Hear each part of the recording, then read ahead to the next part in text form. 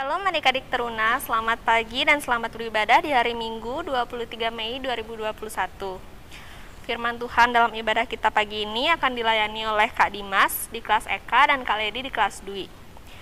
Mari adik-adik siapkan bacaan Alkitab kita. Untuk Mazmur berbalasan terambil dari Mazmur 145 ayatnya yang ke-8 hingga 13. Mazmur 145 ayatnya yang ke-8 hingga 13. Dan bacaan firman kita terambil dari Kisah Para Rasul pasalnya yang kedua, ayatnya yang pertama hingga 13. Kisah Para Rasul 2 ayatnya yang pertama hingga 13. Kalau sudah disiapkan semuanya, mari ambil sikap yang baik. Kita akan memulai ibadah kita pada pagi hari ini. Kita bersaat teduh.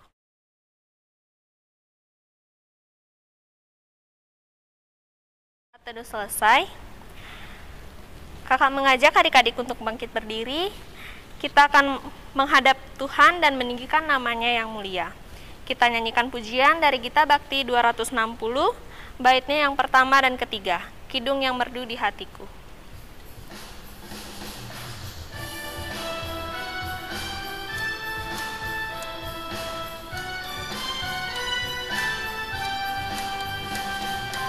Kidung yang merdu di hatiku, Yesus membisikkannya. Jangan takut, ku bersamamu dalam kancah dunia. Yesus, nama Yesus indah dan merdu, memberikan kidung yang mengisi hidupku.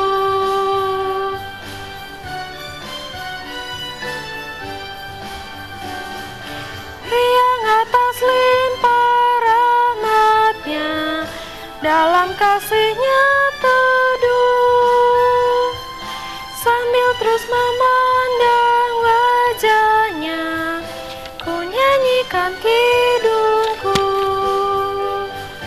Yesus, nama Yesus indah dan merdu, memberikan kidung yang mengisi hidupku.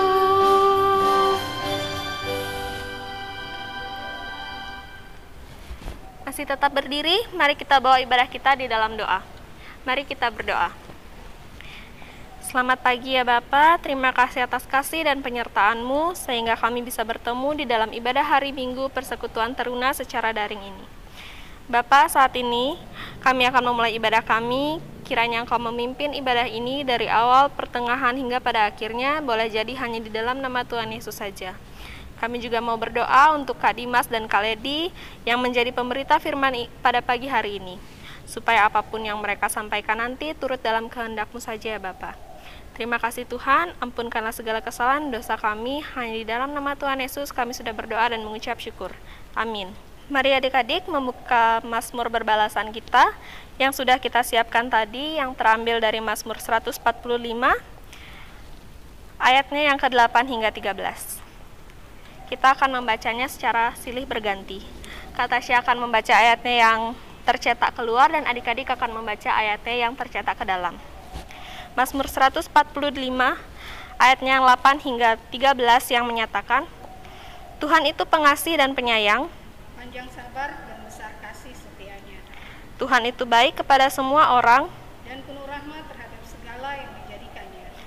Segala yang Kau jadikan itu akan bersyukur kepadamu ya Tuhan, Dan orang-orang yang Kau kasihi akan memuji Engkau, mereka akan mengumumkan kemuliaan kerajaan-Mu, dan akan membicarakan keperkasaanmu, untuk memberitahukan keperkasaan-Mu kepada anak-anak manusia. dan kemuliaan semarak kerajaanmu, Kerajaan-Mu ialah kerajaan segala abad, dan pemerintahanmu tetap melalui segala keturunan, Tuhan setia dalam segala perkataannya. dan penuh kasih setia dalam segala perbuatannya. Adik-adik dipersilakan untuk duduk kembali. Mari adik-adik siapkan hati dan pikiran kita untuk menyambut firman Tuhan. Kita bernyanyi dari Kidung Jemaat 454 bait yang pertama, Indahnya Saat yang Teduh.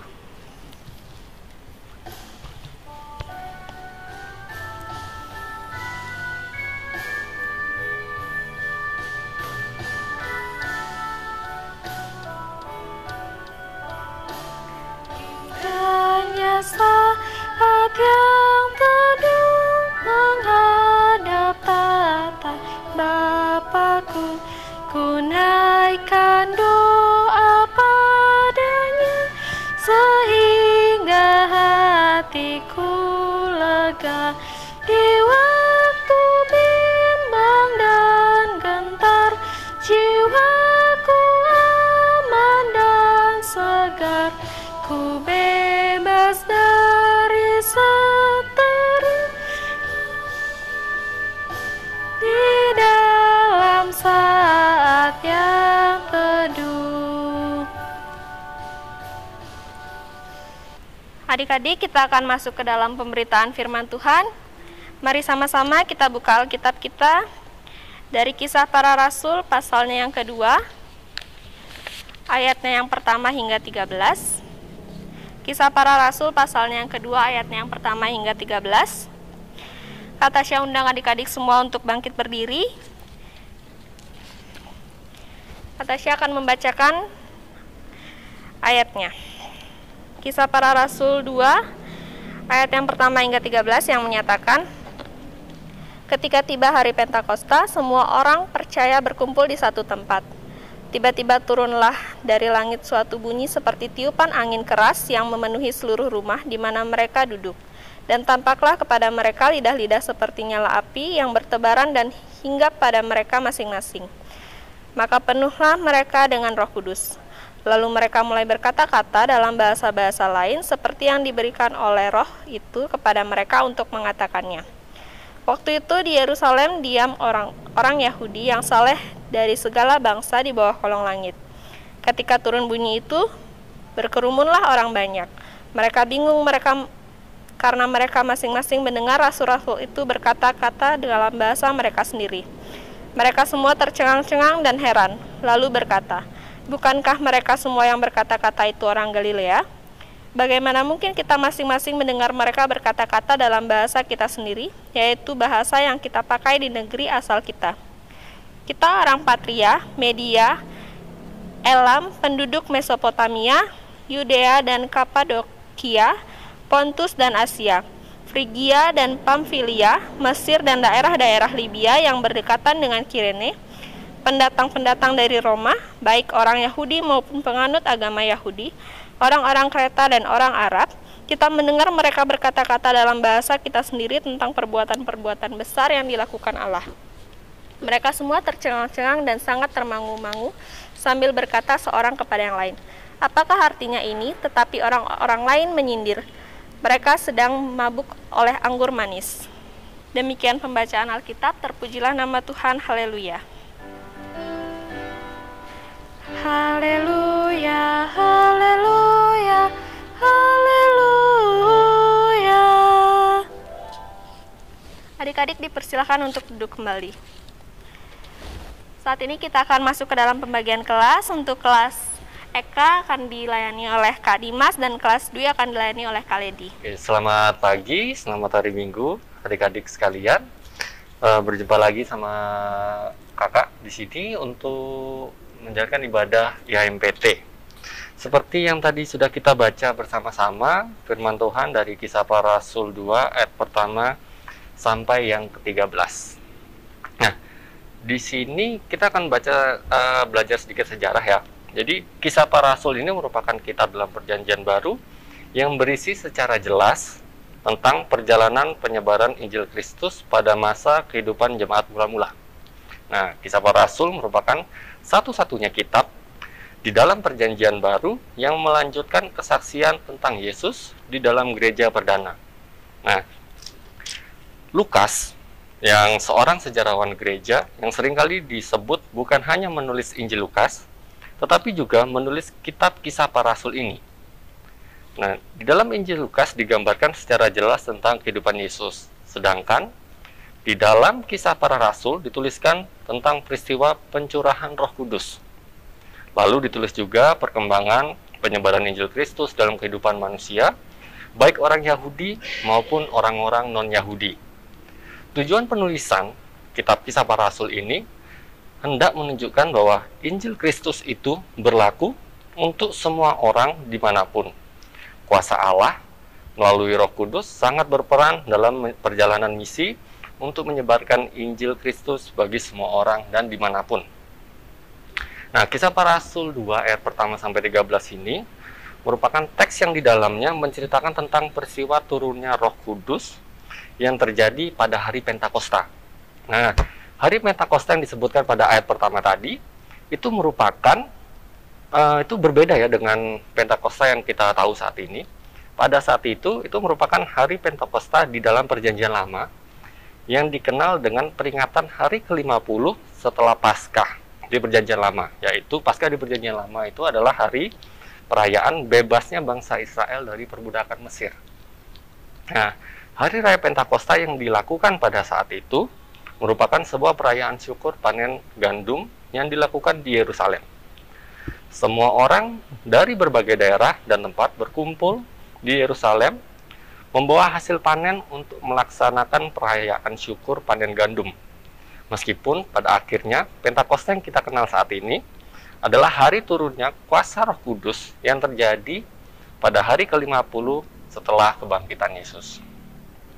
Nah, pada Kisah Para Rasul 2 ayat 1-13 ini dalam konteks semua orang pada saat itu dari berbagai daerah datang untuk berkumpul di Yerusalem. Nah, para murid juga berkumpul di suatu tempat di Yerusalem, sebuah rumah tempat perkumpulan mereka. Mereka berkumpul di sana sebagai bentuk kepatuhan mereka terhadap perintah Yesus. Itu bisa kita baca di Kisah Para Rasul pertama, ayat yang 4 dan ke-5. Pada suatu hari ketika ia makan bersama-sama dengan mereka, ia melarang mereka meninggalkan Yerusalem dan menyuruh mereka tinggal di situ menantikan janji Bapa. Yang demikian katanya, "Telah kamu dengar daripadaku sebab Yohanes membaptis dengan air, tetapi tidak lama lagi kamu akan dibaptis dengan Roh." Nah, di sini Yesus melarang para murid meninggalkan Yerusalem. Saat mereka berkumpul, maka secara tiba-tiba terjadilah beberapa peristiwa. Nah, ada 4 peristiwa yang terjadi pada saat itu. Yang pertama adalah turun dari langit suatu bunyi seperti tiupan angin keras, yaitu pada ayat yang kedua. Terus yang kejadian kedua, tampaklah lidah-lidah seperti nyala api yang bertebaran dan hinggap di kepala para murid, itu pada ayat ketiga. Terus kejadian berikutnya, Roh Kudus turun dan memenuhi mereka pada ayat 4 bagian A. Dan kejadian yang terakhir adalah bagaimana bahasa roh itu, yaitu dari ayat 4b sampai yang ke-11. Nah, peristiwa-peristiwa tersebut terjadi dalam beberapa bagian yang hendak memberikan makna pengajaran bagi kita semua. Yang pertama, pengajaran pertama, Roh Kudus turun dalam simbol tiupan angin keras dan lidah-lidah seperti nyala api. Alkitab sering menggambarkan kuasa Roh Kudus dengan simbol angin. Itu ada beberapa kali disebutkan ya, seperti di Yohanes 3 ayat 8, Yeskiel 37 ayat 9 dan 10, dan Yohanes 20 ayat 22. Nah, di situ beberapa kali disebutkan Roh Kudus itu dengan simbol angin. Dari bahasa Yunani itu artinya dalam bahasa Yunani itu pneuma, dan dalam bahasa Ibrani kata ruah. Bisa diartikan sebagai roh, angin, atau nafas. Di sisi lain, Alkitab sering menggambarkan Roh Kudus sebagai api yang berfungsi untuk memurnikan, menyucikan, atau menguduskan. Karena itu tanda dari orang yang dipenuhi oleh Roh Kudus harus menunjukkan adanya perubahan hidup karena dia sudah dimurnikan. Nah, kita juga sebagai anak-anak Tuhan yang sudah diliputi oleh Roh Kudus, kita harus menunjukkan perubahan hidup dalam diri kita masing-masing ya. Nah, Ia menghasilkan karya Roh Kudus, kuasa Roh Kudus yang turun dalam simbol lidah-lidah seperti nyala api disertai dengan tiupan angin keras hendak menunjukkan bagian dari karya Allah dan kekuatan kuasanya. Kuasa Roh Kudus mampu membawa perubahan bagi para murid sehingga mereka berani memberitakan Injil. Di sini kuasa Roh Kudus itu sangat kuat. Dia membuat kita jadi berani, membuat kita tidak takut ya, tidak takut dengan segala macam godaan, tidak takut terjungkal dengan berbagai macam kejadian-kejadian seperti yang kita alami saat ini di masa pandemi ini ya. Jadi dengan kekuatan Roh Kudus, kekuatan dari Allah, kita semua bisa melewati masa-masa pandemi ini. Nah, peristiwa yang kedua yaitu para murid penuh dengan kuasa Roh Kudus. Roh Kudus yang memenuhi para murid mengandung sebuah pemberian tugas dari Allah agar mereka mampu memberitakan Injil Kristus dengan berani dan dapat dimengerti oleh semua orang yang mendengarkannya. Nah, di sini kita dapat dimengerti oleh semua orang yang mendengarkannya.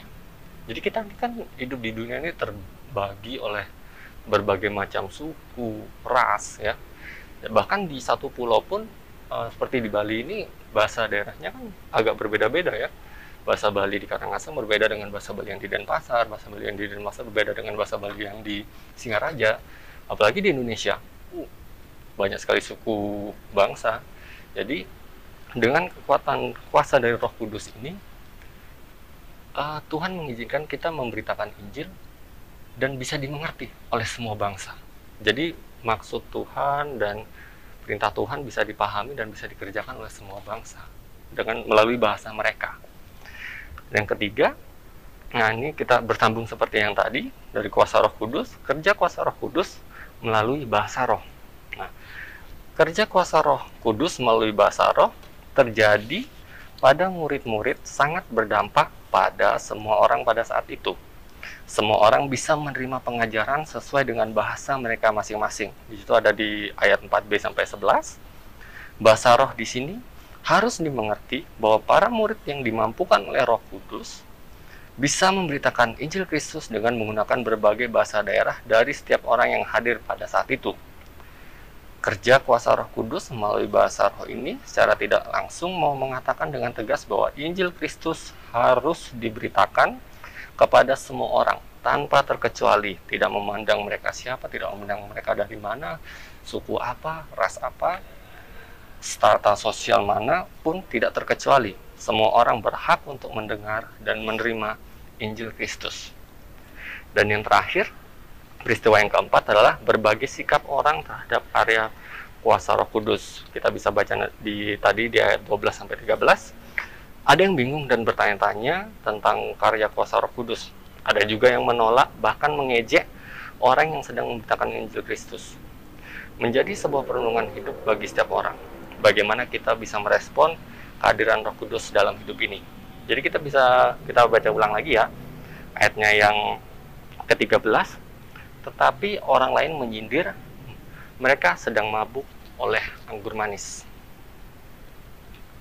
Jadi di sini kita lihat ada beberapa sekelompok orang yang terlihat yang mengejek. Dia seperti terkesan tidak mengerti. Kok bisa sih? Ini kan mereka kan bukan dari bangsa saya, kok mereka bisa mengerti bahasa saya? Dan kerja Roh Kudus itu mereka tidak pahami sehingga mereka mengejek sesuatu yang mereka tidak pahami. Jadi supaya mereka jadi defensifnya mereka lah. Jadi mereka melakukan penghinaan terhadap sesuatu yang tidak mereka pahami. Nah, di sini juga tantangan kita sebagai anak-anak Kristus. Banyak di luar sana yang tidak memahami kita sebagai anak Kristus, bahkan mengejek, menghina. Tapi jangan takut. Di sini kita sudah dijanjikan bahwa kita akan dikaruniai oleh Roh Kudus sebagai orang-orang yang sudah percaya akan Kristus sebagai juru selamat. Kita akan selalu diberi kekuatan. Jadi Alkitab sudah menceritakan bahwa orang-orang seperti ini yang bakal mengejek, menghina kita tuh sudah ada dari zaman murid-murid Tuhan Yesus sampai sekarang, udah ribuan tahun, tetap ada. Tapi di situ adalah gimana kuasa Roh Kudus bekerja dalam hati kita. Bagaimana kita menerima Roh Kudus dalam hidup kita sehingga kita kuat menjalani itu semua. Jadi negatif thinking dari orang, negatif talk apa, dibully sama orang, semuanya itu kita jadi kebal karena kita menyerahkan segala sesuatunya pada yang di atas. Dialah Tuhan yang maha segalanya, raja segalanya. Kita serahkan semua masalah kita kepada Dia. Otomatis pasti Tuhan akan membantu kita. Nah, kita lanjut lagi. Pentakosta sebagai hari turunnya Roh Kudus merupakan kejadian yang harus dipahami sebagai peristiwa pekabaran Injil yang diberitakan ke seluruh orang di berbagai daerah. Peristiwa turunnya kuasa Roh Kudus terjadi di Yerusalem karena menjadi bagian dari rancangan karya Allah yang menghendaki agar Injil Kristus dapat diberitakan sebagaimana pesan Yesus dalam Kisah Para Rasul yang pertama ayat yang ke-8. Tetapi kamu akan menerima kuasa kalau Roh Kudus turun di atas kamu, dan kamu akan menjadi saksiku di Yerusalem dan di seluruh Yudea dan Samaria dan sampai ke ujung bumi. Peristiwa turunnya Roh Kudus menjadi sebuah momen perenungan bagi setiap orang yang percaya. Nah, di sini Tuhan sudah membuat rancangan ya Tuhan Yesus. Jadi dari awal murid-murid Tuhan Yesus tidak dikasih, jangan kamu keluar dari Yerusalem. Karena bertepatan di saat itu Tuhan orang-orang datang dari segala penjuru dunia untuk merayakan hari Pentakosta, atau tadi hari setelah pada saat itu sih 50 hari setelah pembebasan bangsa Israel dari Mesir. Jadi semua bangsa kan berkumpul di sana. Semua bangsa berkumpul di sana, lebih banyaknya orang berkumpul. Nah, disitulah Tuhan bekerja. Disitulah rancangan Tuhan bekerja. Tuhan ingin menunjukkan kekuatan Dia, kemahasaan Dia dengan menurunkan Roh Kudus dan membuat para murid di sana menjadi saksi, bisa menjadi saksi agar mereka bisa mendengar tentang ajaran Tuhan Yesus, tentang kasih Tuhan Yesus. Jadi setiap rancangan yang Tuhan Yesus buat itu bukan semata-mata kebetulan, bukan hanya oh kamu kesini, terus bukan sesuatu yang dilakukan atau diberikan Tuhan tanpa ada tujuan. Semua ada tujuannya. Yang kita lakukan saat ini, bahkan masa pandemi seperti ini pun, ini adalah kehendak dari Tuhan, kehendak dari Allah. Dan ada tujuannya dari masa pandemi ini, kenapa ini bisa terjadi. Mungkin kita selama ini sudah agak terlalu jauh hidup kita dengan Allah. Jadi dengan pandemi ini Allah mengingatkan bahwa kita sebagai manusia itu lemah. Kita sebagai manusia itu tidak ada apa-apanya dengan alam. Jadi Tuhan mengingatkan sadar diri. Kita di masa pandemi ini harus sadar diri dan kembali kepada Allah, karena Dialah sumber satu-satunya kekuatan kita. Apapun masalah kita, masalah keuangan, pelajaran di sekolah, apapun itu, masalah yang adik-adik hadapi, serahkan semuanya kepada Tuhan, karena Tuhan pasti punya jawabannya. Tuhan pasti punya solusi dari semuanya. Nah, jadi sudahkah kita senantiasa merespon kehadiran kuasa Roh Kudus dengan benar saat ini adik-adik? Jadi apakah dengan kita membaca Alkitab, kita baca renungan, kita ke gereja tiap hari, kita ikut ibadah online tiap hari, apakah kita sudah merespon kehadiran kuasa Roh Kudus dengan benar? Disinilah cerminan kita harus bercermin apakah kita siap menjadi anak-anaknya. Karena saat kita menjadi anak-anaknya, kita harus sudah siap 100% bahwa hidup kita hanya untuk Tuhan. Dan setiap tingkah laku kita, setiap kegiatan kita, setiap perkataan, pikiran kita harus mencerminkan bahwa kita adalah anak-anak Allah. Terima kasih, demikian untuk firman hari ini. Semoga melalui firman yang sudah kita renungkan bersama-sama pada hari Minggu ini bisa memperkaya iman kita, membuat kita menjadi garam dan terang bagi orang-orang di sekitar kita. Shalom, selamat hari Minggu, dan Tuhan Yesus memberkati. Puji Tuhan, kita sudah sama-sama mendengarkan kebenaran firman Tuhan yang disampaikan oleh Kak Dimas dan Kak Ledi. Karena itu, mari kita meresponnya dengan memuji Tuhan dari Kidung Jemaat 427 baitnya yang pertama. Ku suka menuturkan.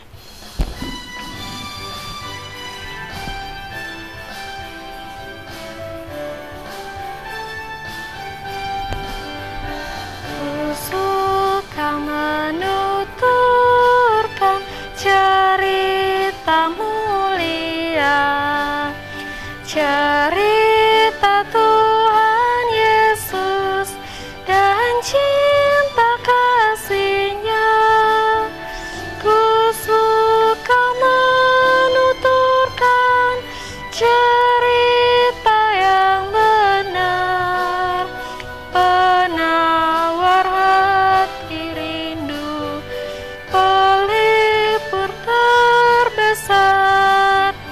Ku suka menuturkan, ku suka memasyurkan cerita Tuhan Yesus dan cinta kasih-Nya.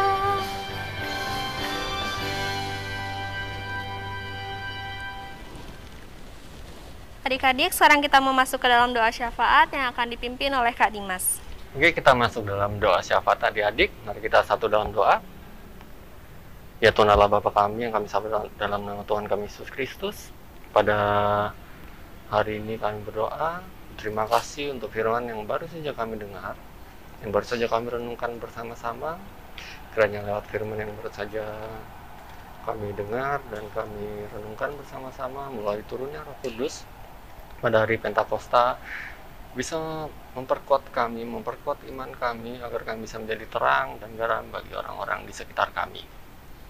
Ya Tuhan, kami juga berdoa pada hari ini untuk adik-adik kami, untuk sahabat-sahabat taruna kami yang saat ini dalam menjalani persiapan untuk ujian. Kiranya Kau berkati, Kau jaga dan kelindungi agar setiap materi yang sudah dipersiapkan, dipelajari, adik-adik kami bisa menjawab soal-soal yang telah disiapkan oleh guru-guru mereka, dan adik-adik klien kami bisa mendapatkan hasil yang terbaik. Kami juga berdoa pada hari ini, dalam masa pandemi COVID ini, kami mohon Roh Kudus-Mu menyertai kami, selimuti kami semua ya Tuhan, agar kami terjauh dari virus-virus, dari penyakit-penyakit, agar kami bisa tetap beraktivitas seperti sedia kala, dan tetap bisa memuji dan memuliakan nama-Mu ya Tuhan. Kami juga serahkan untuk pemerintahan kami saat ini, untuk staf presiden, dari presiden sampai aparat yang terbawah. Kiranya Kau berkati dalam setiap menjalankan peraturan dan menerbitkan peraturan, agar semuanya itu hanya ada dalam rancangan-Mu saja ya Tuhan. Terima kasih ya Tuhan. Kami serahkan segala aktivitas kami dalam seminggu ke depan ini, semuanya hanya dalam campur tangan-Mu saja ya Tuhan. Terima kasih ya Allah kami. Doa kami yang jauh dari sempurna ini kami alaskan dalam doa yang sempurna yang telah Kau ajarkan pada kami. Bapa kami yang di sorga, dikuduskanlah nama-Mu, datanglah kerajaan-Mu, jadilah kehendak-Mu di bumi seperti di sorga. Berikanlah kami pada hari ini makanan kami yang secukupnya, dan ampunilah kami akan kesalahan kami, seperti kami juga mengampuni orang yang bersalah pada kami. Dan janganlah membawa kami dalam pencobaan, tetapi lepaskanlah kami daripada yang jahat. Karena Engkaulah yang punya kerajaan dan kuasa dan kemuliaan sampai selama-lamanya. Amin. Mari adik-adik, kita memberikan persembahan kita sebagai ungkapan syukur kita kepada Tuhan. Persembahan adik-adik bisa dimasukkan ke dalam amplop dan dititipkan kepada papa mama untuk disetorkan ke gereja, atau bisa langsung ditransfer melalui rekening gereja. Sambil memberikan persembahan, kita memuji Tuhan dari Kidung Jemaat 302, baitnya yang pertama hingga ketiga, ku beri persembahan.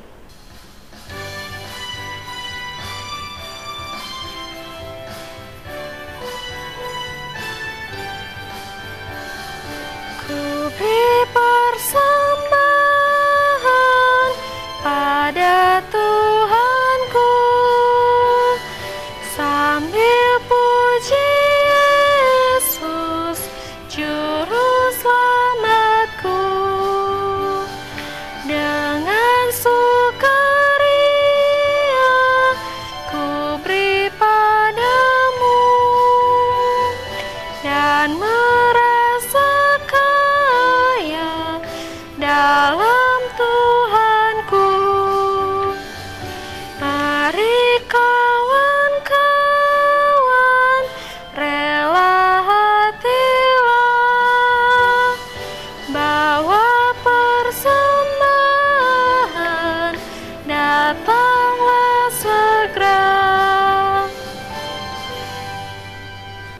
Kakak undang adik-adik untuk bangkit berdiri.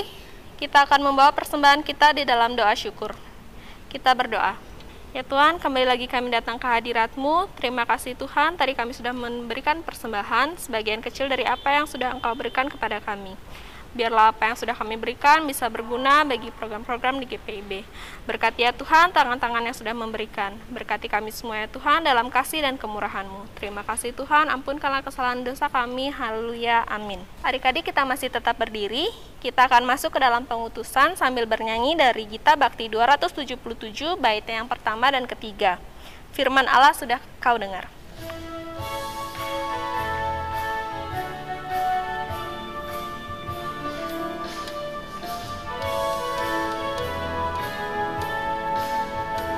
Firman Allah sudah kau dengar, laksanakan dalam hidupmu.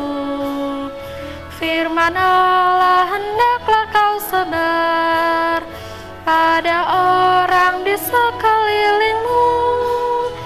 Hai, pergi segera, Tuhan utus dirimu, wartakan karya kasih-Nya. Roh Kudus menolongmu dan memimpin langkahmu. Majulah tetap teguh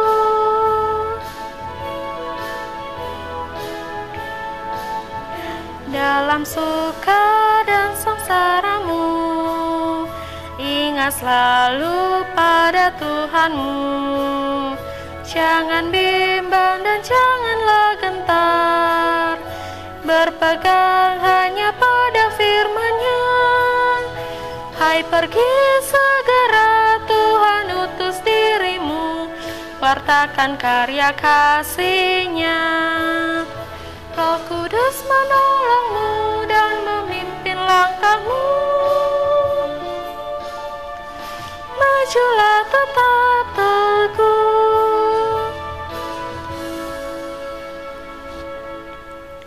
Baik adik-adik, kita akan mengakhiri ibadah kita di minggu pagi ini. Kita akan menerima berkat dan pengutusan.